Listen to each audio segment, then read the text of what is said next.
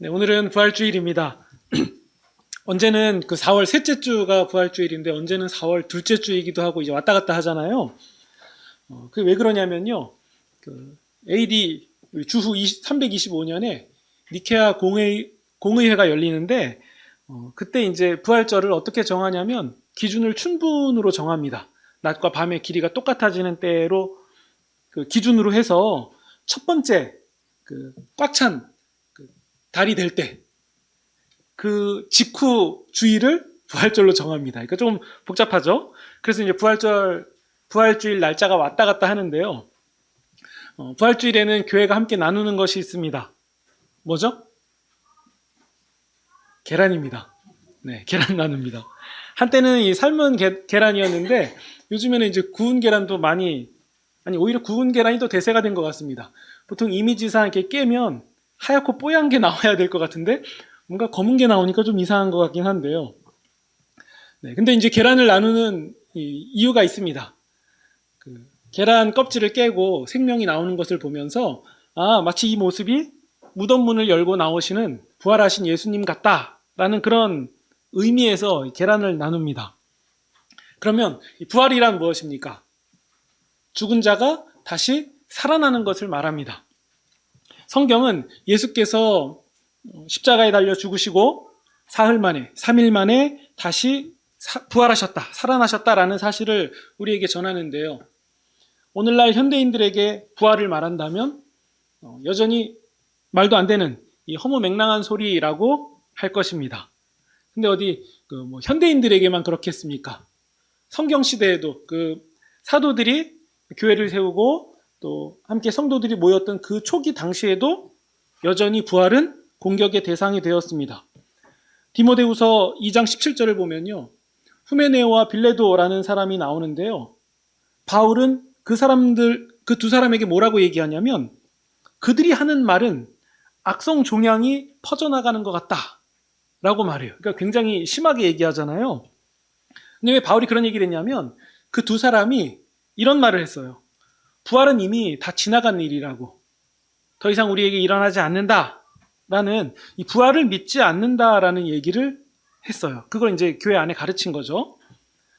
오늘날의 신자들에게도 동일한 문제가 있을지도 모릅니다. 과연 죽은 자가 다시 사는 부활이 있을 수 있는가? 우리가 오늘 함께 읽은 고린도전서 본문에도 마찬가지입니다. 우리 1절을 보시면요. 바울이 이런 얘기를 해요. 너희에게 전한 복음을 알게 하노니 그러니까 다시 상기시키기를 원하는데 그것은 여러분이 이미 받아들인 것이고 또 여러분 안에 굳건히 서 있는 것입니다. 2절 보시면 너희가 만일 내가 전한 말을 굳게 지키고 헛되이 믿지 않았다면 여러분들은 그로 말미암아 구원을 얻습니다. 3절 내가 전해받은 것은 먼저 여러분에게 전해드렸습니다. 그러면서 시작되는 네 가지 얘기인데요. 첫 번째, 성경대로 그리스도께서 우리 죄를 위하여 죽으셨다는 사실. 그리고 두 번째, 장사되셨다는 것. 그러니까 확실하게 죽은 사건이었다는 거예요. 확실한 죽음이 있었다는 거고요. 세 번째, 성경대로 사흘 만에 다시 살아나셨습니다. 그러니까 부활하셨습니다. 그리고 네 번째, 게바, 그러니까 베드로의 다른 이름이죠. 게바를 비롯해서 12제자, 500여 형제 등 많은 자들이 부활하신 예수님을 목격했습니다. 이 네 가지가 초대 교회가 가지고 있었던 복음이었다는 거예요. 그리고 바울이 고린도 교회에도 이 네 가지의 복음을 얘기했죠. 예수님이 죽으시고 또 장사되셨고 또 확실한 예수님의 죽으심과 다시 살아남이 있었다는 거예요. 당시 고린도 교회에는 이 예수님의 죽으심과 부활을 목격한 사람들이 있었어요. 그 당시에 많은 사람들이 몰려와서 예수님의 죽으시는 장면을 봤잖아요. 고린도 교회 안에도 목격자들이 살아 있었습니다. 그러니까 바울이 거짓말을 하고 있다면 바울이 거짓말한다고 고발할 수 있는 목격자들이 존재하고 있다는 사실이에요. 그러면서 바울이 이어서 이렇게 얘기해요. 8절입니다. 바울 자신도 부활의 목격자라는 사실을 말하는데 만삭되지 못하여 난 자 같은 나에게도 부활하신 예수님이 나타나셨습니다. 9절. 나는 사도 중에 가장 작은, 가장 보잘것없는 자입니다. 왜 이렇게 얘기하죠? 이유가 뒤에서 나와요. 나는 하나님의 교회를 박해하던 사람입니다. 그래서 나는 사실 사도라고 불림받을 자격도 없는 사람입니다. 여러분, 바울은 어떤 사람입니까? 상류 사회에 있던 사람이에요. 유대 사회에서 상류 사회에 있었는데 교회를 잔멸할 수 있는 공문까지 받아다가 교회를 박해하던 유력자였습니다. 권위 있는 사람이었어요. 그런데 그가 여전히 교회를 잔멸하려고 다메섹으로 가는 길이었어요. 근데 그때 죽으시고 부활하신 예수님을 마주하게 돼요. 바울에게 이 일이 굉장히 충격이었던 거죠. 그러니까 바울은 사람들이, 특히 바울이 없애려고 했던 교회들이 하는 말, 예수님이 죽으시고 부활하셨다라는 얘기가 이게 거짓으로 알고 있었기 때문에, 그래서 그런 선동을 하는 사람들을 없애야겠다라는 그런 사명감으로 불탔던 사람이에요. 근데 그가 거짓으로 알고 있었던 내용, 근데 자기가 직접 만난 거예요. 부활하신 예수님을 만났습니다. 그러니까 바울은 이제 기로 앞에 선 거죠. 계속 하던 일을 할 것인가? 아니면 이제 죽으시고 부활하신 예수님을 받아들일 것인가? 가장 쉬운 것은 그냥 하던 대로 하는 거예요. 그러면 잃을 것이 하나도 없어요. 자기가 누렸던 모든 것, 쌓아왔던 모든 것을 하나도 잃지 않을 수 있다는 거예요. 그냥 없었던 일로 하면 돼요. 그게 제일 쉬운 길입니다. 근데 바울이 그렇게 할 수가 없었죠. 왜죠? 그가 어떤 이론을 배운 게 아니라 사실을 마주했기 때문이에요. 직접 예수님을 마주하고 나니까 이게 아니구나라는 걸 깨달은 거예요. 그러니까 바울은 자기가 누리고 쌓아왔던 모든 것들을 과감하게 내버릴 수 있었던 거죠. 그럼 바울이 예수님이 죽으시고 부활하신 하나님의 아들이시다라는 얘기를 그런 주장을 해서 바울이 얻을 수 있는 게 무엇이겠습니까? 오늘날처럼 신자들도 많고 기독교라 그러면 그게 뭔지를 다 아는 그런 세상이라면 바울이 한편으로 인정도 받으면서 어느 정도 생활할 수 있는 그런 부분도 있겠죠. 근데 그 당시엔 그런 게 아니었잖아요. 예수 그리스도가 죽으시고 부활하신 하나님의 아들이다 라고 말하는 순간 가진 것을 다 잃어버리는 정도가 아니라 목숨의 위협 앞에 놓여지게 된다는 거예요. 근데 그걸 뻔히 다 아는 사람이 예수님이 하나님의 아들이시오, 죽으시고 부활하셨다라는 사실을 부인할 수 없는 이유, 딱 하나죠. 직접 만났기 때문이에요. 부활하신 예수님을 만났기 때문이죠. 11절 보시면요, 11절에 나나 그들이나, 그러니까 바울이나 베드로를 비롯한 다른 사도들을 말하는 거예요. 나나 그들이나 우리는 이같이 전파했다. 이같이가 뭐냐면 예수 그리스도의 죽으심과 부활을 전파했다는 거예요. 그리고 여러분들도 그 사실을 믿었습니다. 그러니까 사도들이 전한 게 뭐죠? 예수님의 죽으심과 부활이에요. 이들이 이것을 전해서 얻을 수 있는 게 뭐라고요? 아무것도 없어요. 다 잃어버립니다. 예수님이 잡히시던 날 밤에 제자들은 어떻게 했죠? 다 도망갔어요. 예수님 따라다녔다간 큰일 난다는 사실을 알고서는 다 도망갔어요. 그러니까 제자들은 바보가 아니에요. 상황 판단이 굉장히 빠른 사람입니다. 게다가 베드로는요, 여종이 얘기해요. 당신도 저 나사렛 이단과 같이 있던 사람이잖아요. 그러자 베드로가 자기는 모른다고 정확하게 발뺌을 합니다. 그러니까 자기 살 길을 찾아서 갈 수 있는 사람이라는 거예요. 근데 그들이 무엇을 경험했길래 달라진 겁니까? 그렇게 계산이 빨랐던 사람들이 왜 예수 그리스도를 증거하다 박해당하는 일에도 주저하지 않고 예수 그리스도가 죽으시고 부활하신 하나님의 아들이시다라는 사실을 끝까지 전하게 된 겁니까? 뭐가 그들을 바꿔놨죠? 계산 빠른 사람들이었잖아요. 직접 만난 거예요. 예수님의 죽으심을 받고 부활하심을 직접 받기 때문이에요. 심지어 그 중에 도마는 이런 주장을 합니다. 예수님이 십자가에 달려서 죽으셨을 때 생긴 자국들, 손바닥에 그리고 옆구리에 새겨진 그 창자국에 손가락을 넣어봐야만 내가 부활하신 예수님을 믿겠다라고 고백한 사람이에요. 그러니까 정 때문에 혹은 의리 때문에 체면 때문에 그냥 적당히 믿어주는 그런 사람들은 아니었다는 거죠. 그런데 예수님이 직접 도마 앞에 나타나십니다. 그리고 도마에게 말씀하세요. 너의 손을 내밀어서 내 옆구리에 넣어봐라. 그리고 믿음 없는 자가 되지 말고 믿는 자가 되라. 그러자 도마가 뭐라고 얘기하죠? 부활하신 예수님을 만나니까 손가락 넣어보겠다는 얘기를 하는 게 아니라 나의 주님이시오 나의 하나님이십니다 라고 고백합니다. 그가 이런 고백을 해서 얻을 수 있는 게 뭐라고요? 죽음뿐이죠. 결국 도마도 예수님을 전하다가 예수님을 전한 이유 때문에 죽게 되죠. 전승에 의하면 인도에서 죽었다는 얘기가 있습니다. 어디 예수님의 제자들 뿐이겠습니까?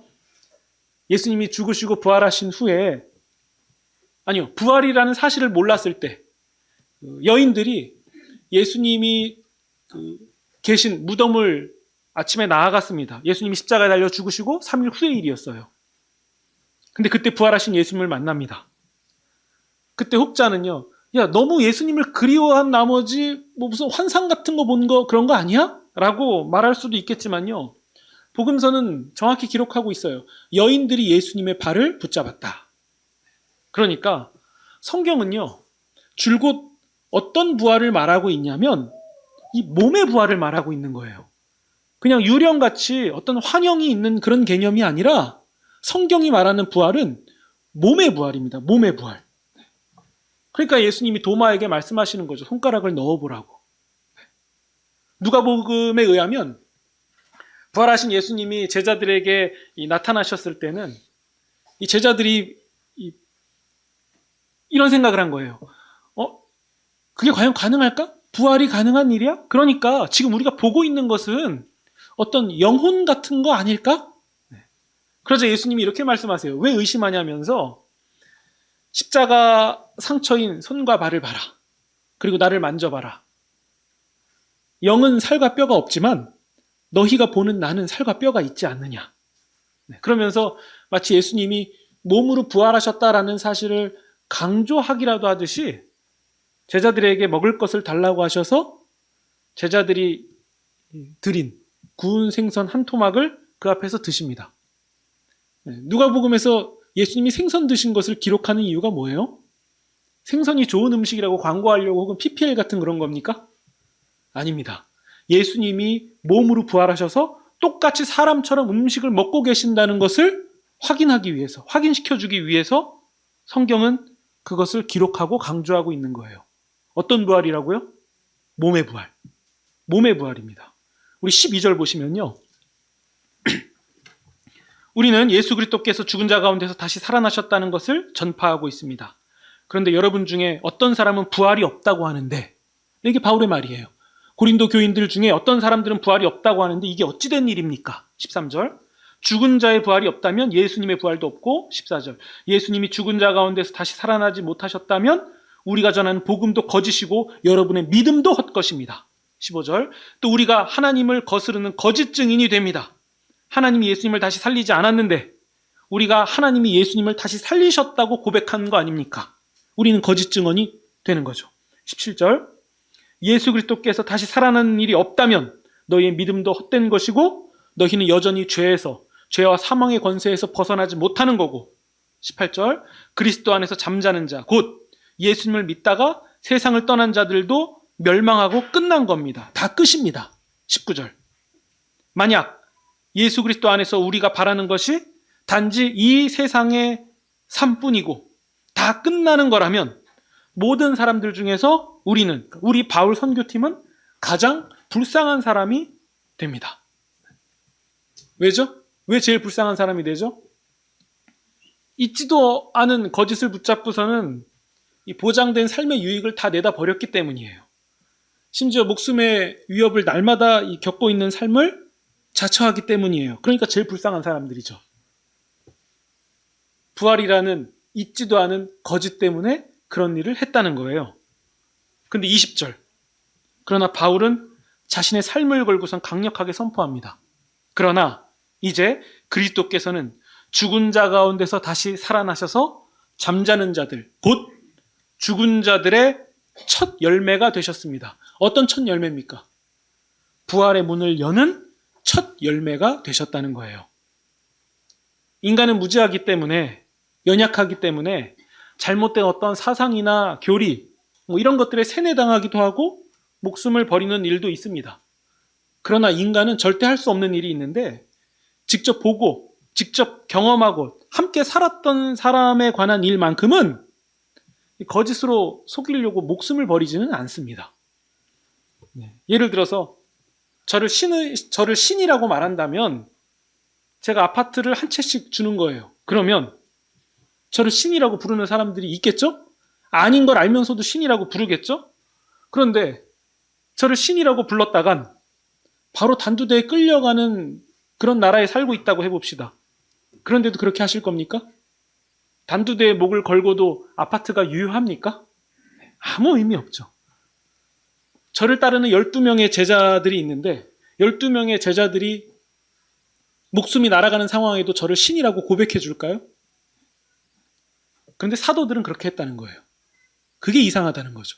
그런데 사도들은 그렇게 합니다. 베드로 한 명 정도가 그렇게 한 게 아니라 사도들 모두 예수 그리스도가 죽으시고 부활하신 하나님의 아들이시오, 구세주다라는 사실을 증언하다가 죽었다는 거예요. 그러니까 도마나 베드로처럼 예수님을 모른다고 못 믿겠다고 했던 사람들이 도대체 뭘 경험했길래 그렇게 변하게 되는 겁니까? 교회를 없애려고 했던 바울은 도대체 뭘 경험했길래 그렇게 바뀌게 되는 거죠? 변하는 거죠? 단 하나예요.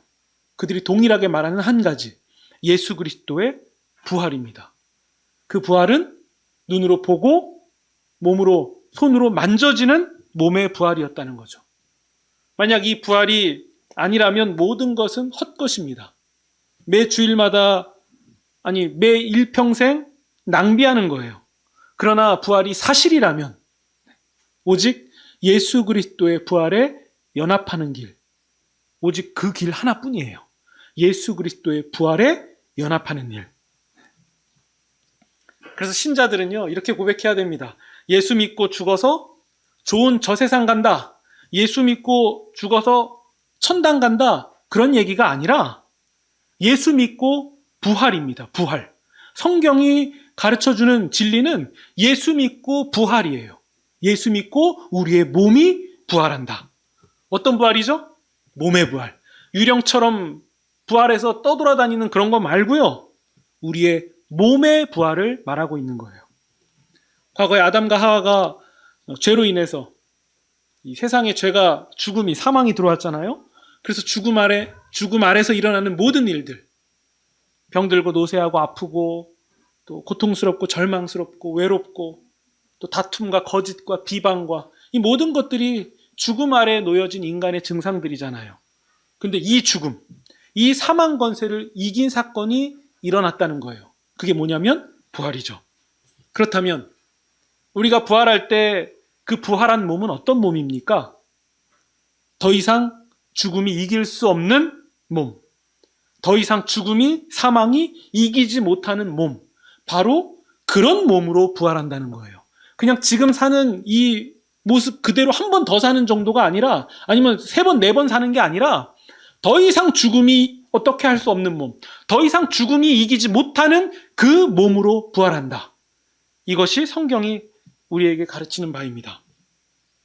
그럼에도 이렇게 말씀하실 수 있어요. 그래도 어떻게 죽은 사람이 다시 살아나냐? 네.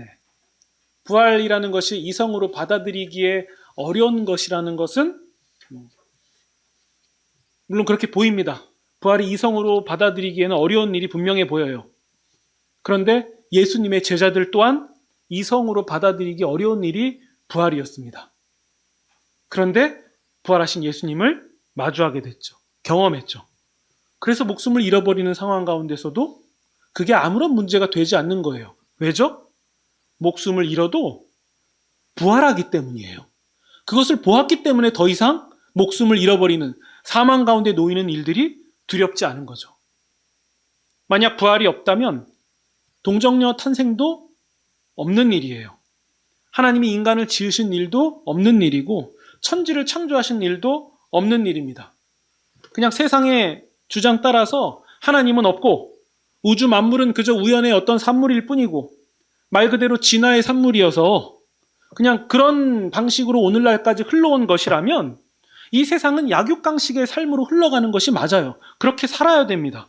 강자가 정점에 올라서 약한 자는 그냥 마음껏 자기 할 수 있는 대로 찍어 눌러도 착취해도 찍소리하면 안 됩니다.